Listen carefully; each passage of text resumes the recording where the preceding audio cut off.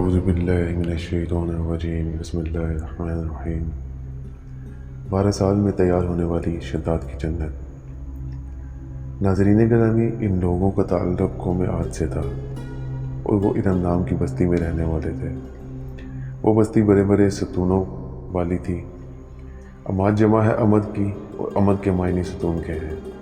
عاد کے نام سے 2 قومیں گزری ہیں، ایک کو عاد قدیمہ یا عاد ارم کہتے ہیں۔ یہ عاد بن حوز بن ارم بن سام بن نوح علیہ السلام کی اولاد میں سے تھے۔ ان کے دادا کی طرف منسوب کر کے ان کو عاد ارم بھی کہا جاتا ہے۔ اپنے شہر کا نام بھی انہوں نے اپنے دادا کے نام پر رکھا تھا۔ ان کا وطن عدن سے متصل تھا۔ ان کی طرف حضرت ہود علیہ السلام مبعوث کیے گئے تھے، لیکن قوم عاد کی بدعمالیوں کے سبب جب انہیں تباہ کر دیا گیا تو حضرت ہود علیہ السلام حضرت موت کی طرف مراجعت کر گئے تھے۔ ان کی رہائش احقاف کے علاقہ میں تھی۔ حضرت ہود علیہ السلام کی وفات یہیں پر ہوئی۔ احقاف میں بسنے والی اس قوم نے بہت زیادہ ترقی کی۔ اللہ تعالیٰ نے اس قوم کو غیر معمولی قد و قامت اور قوت عطا فرمائی تھی۔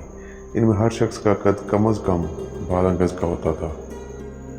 طاقت کا یہ حال تھا کہ بڑے سے بڑا پتھر جس کو کئی آدمی مل کر بھی نہ اٹھا سکے، ان کا ایک آدمی ایک ہاتھ سے اٹھا کر پھینک دیتا تھا۔ یہ لوگ طاقت و قوت کے بلبوتے پر پورے یمن پر قابض ہو گئے۔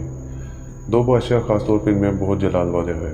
دونوں بھائی تھے، ایک کا نام شدید تھا جو بڑا تھا، اور دوسرے کا نام شداد تھا جو اس کے بعد تک نشین ہوا۔ یہ دونوں وسیع علاقے پر قابض ہو گئے تھے اور بے شمار لشکر و خزانے انہوں نے جمع کر لیے تھے۔ عاد ارم کا قصہ۔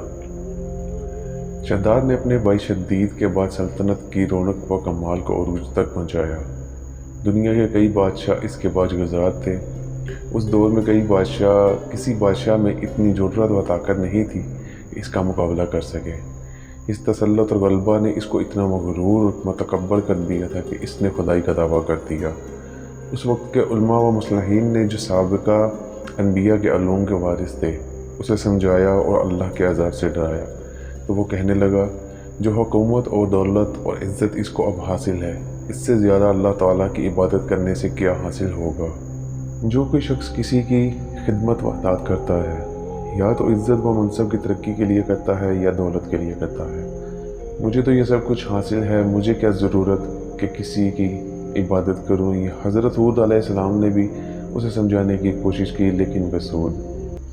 سمجھانے والوں نے یہ بھی کہا کہ یہ حکومت و دولت ایک فانی چیز ہے، جبکہ اللہ تعالیٰ کی اطاعت میں آخرت کی نجات اور جنت کا حصول ہے، جو دنیا کی ہر دولت سے بہتر اور زیادہ قیمتی ہے۔ اس نے پوچھا، یہ جنت کیسی ہوتی ہے؟ اس کے تعریف و خوبی بتاؤ۔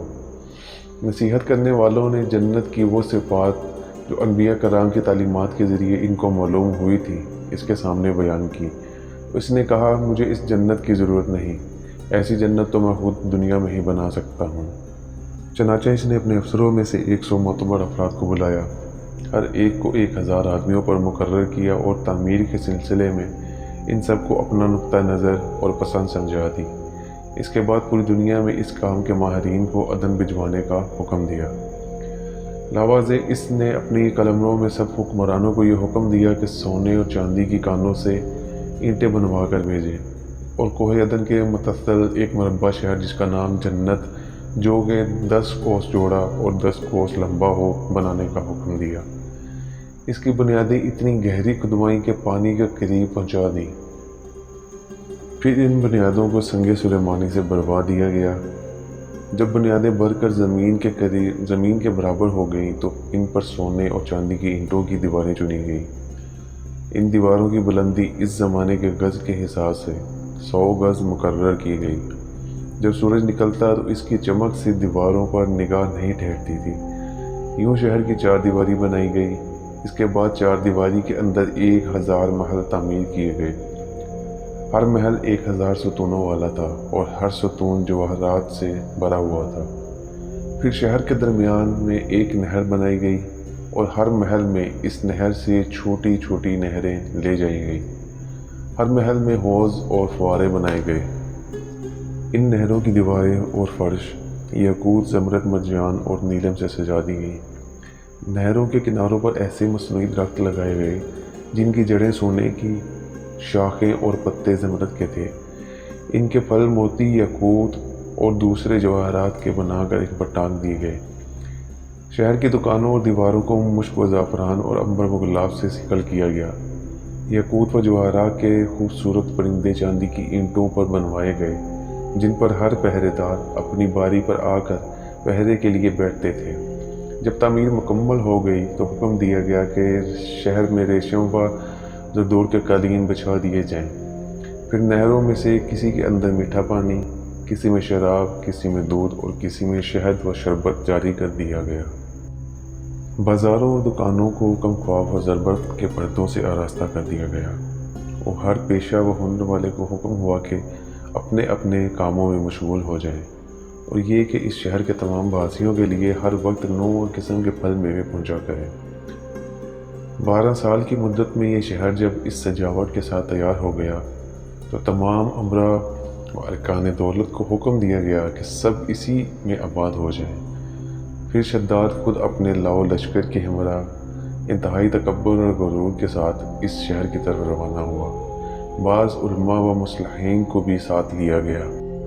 راستے میں ان سے مذاق و تمسخر کرتے ہوئے ان سے کہتا رہا، ایسی جنت کے لیے تم مجھے کسی اور کے آگے جھکنے اور ذلیل ہونے کا کہتے رہے۔ میری قدرت اور دولت تم نے دیکھ لی۔ جب قریب پہنچا تو تمام شہر والے اس کے استقبال کے لیے دروازے کے باہر آ گئے اور اس پر زر و جواہر نچھاور کرنے لگے۔ اسی ناز و ادا سے چلتے ہوئے جب شہر کے دروازہ پر پہنچا تو روایت ہے کہ ابھی اس نے گھوڑے کی رکاب سے ایک پاؤں نکال کر دروازے کی چوکھٹ پر رکھا ہی تھا کہ اس نے وہاں پہلے سے ایک اجنبی شخص کو کھڑے ہوئے دیکھا۔ اس نے پوچھا، تو کون ہے؟ اس نے کہا، میں ملک الموت ہوں۔ پوچھا، کیوں آئے ہو؟ اس نے کہا، تیری جان لینے۔ شداد نے کہا، مجھے اتنی مہلت دے دے کہ میں اپنی بنائی ہوئی جنت دیکھ لوں۔ جواب ملا، مجھے کوئی حکم نہیں۔ کہا، چلو اس قدر ہی فرصت دے دو کہ گھوڑے پر سے اتر آؤں۔ جواب ملا، اس کی بھی اجازت نہیں۔ چنانچہ ابھی شداد کا ایک پاؤں رکاب میں اور دوسرا چوکھٹ پر ہی تھا کہ ملک الموت نے اس کی روح قبض کر لی۔ پھر حضرت جبرائیل علیہ السلام نے بڑے زور سے ایک ہولناک چیخ ماری کہ اسی وقت تمام شہر بما اپنی عالی شان و شوکت سجاوٹوں کے ایسا زمین میں سمایا کہ اس کا نام و نشان تک باقی نہ رہا۔ قرآن پاک میں اس کا ذکر کچھ اس طرح سے ہوا ہے۔ ترجمہ: وہ جو ارم تھے بڑے ستونوں والے اور شہروں سے اس کے مانند کوئی شہر شاندار نہ تھا۔ پارہ نمبر 30 سورہ فجر آیت نمبر 7 اور 8۔ شداد اور اس کی جنت کا انجام۔ معتبر تفاسیر میں لکھا ہے کہ بادشاہ اور اس کے لشکر کے ہلاک ہو جانے کے بعد وہ شہر بھی لوگوں کی نگاہوں سے اوجھل کر دیا گیا، مگر کبھی کبھی رات کے وقت عدن اور اس کے ارد گرد کے لوگوں کو اس کی کچھ روشنی اور جھلک نظر آ جاتی ہے۔ یہ روشنی اس شہر کی دیواروں کی ہے۔ حضرت عبداللہ بن کلابہ رضی اللہ تعالیٰ عنہ، جو کہ ایک صحابی ہیں، اتفاق سے ادھر کو چلے گئے۔ اچانک آپ کا ایک اونٹ بھاگ گیا۔ آپ اس کو تلاش کرتے کرتے اس شہر کے پاس پہنچ گئے۔ جب آپ اس کے میناروں اور دیواروں پر نظر پڑی تو آپ بے ہوش ہو کر گر پڑے۔ جب ہوش آیا تو سوچنے لگے کہ اس شہر کی صورتحال تو ویسی ہی نظر آتی ہے جیسی نبی کریم صلی اللہ علیہ وآلہ وسلم نے ہم سے شداد کی جنت کے بارے میں بیان فرمائی تھی۔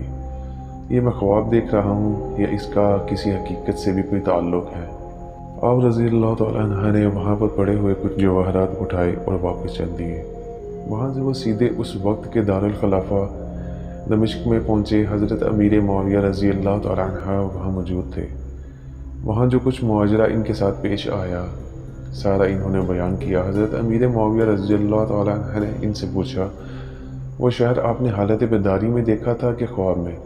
حضرت عبداللہ رضی اللہ تعالیٰ عنہ نے بتایا کہ بالکل بیداری میں دیکھا تھا۔ پھر اس کی ساری نشانیاں بتائیں کہ وہ عدن کے پہاڑ کی فلاں جانب ہے، اتنے فاصلے پر ہے، ایک طرف فلاں درخت ہے اور دوسری طرف ایسا کنواں ہے، اور یہ جواہرات و یاقوت نشانی کے طور پر میں وہاں سے لے اٹھا لایا ہوں۔ حضرت امیر معاویہ رضی اللہ تعالیٰ عنہ نے یہ ماجرا سننے کے بعد نہایت حیران ہوئے اور اہل علم حضرات سے اس بارے میں معلومات حاصل کی گئی کہ کیا واقعی دنیا میں ایسا شہر بھی کبھی بسایا گیا تھا؟ جس کی اینٹیں سونے اور چاندی کی ہوں۔ علماء نے بتایا کہ ہاں قرآن میں بھی اس کا ذکر آیا ہے۔ اس آیت میں علم ذات العماد یہی شہر ہے، مگر اللہ تعالیٰ نے اس کو لوگوں کی نگاہوں سے چھپا دیا ہے۔ علماء نے بتایا کہ آپ صلی اللہ علیہ وآلہ وسلم نے بھی یہی فرمایا تھا کہ میری امت میں سے ایک آدمی اس میں جائے گا اور وہ چھوٹے قد کا سرخ رنگ کا ہوگا، اس کے ابرو اور گردن پر 2 تل ہوں گے۔ وہ اپنے اونٹ کو ڈھونڈتا ہوا اس شہر میں پہنچے گا اور وہاں عجائبات دیکھے گا۔ جب حضرت امیر معاویہ رضی اللہ تعالیٰ عنہ نے یہ ساری نشانیاں حضرت عبداللہ رضی اللہ تعالیٰ عنہ بن کلابہ میں دیکھی تو فرمایا کہ واللہ یہ وہی شخص ہے۔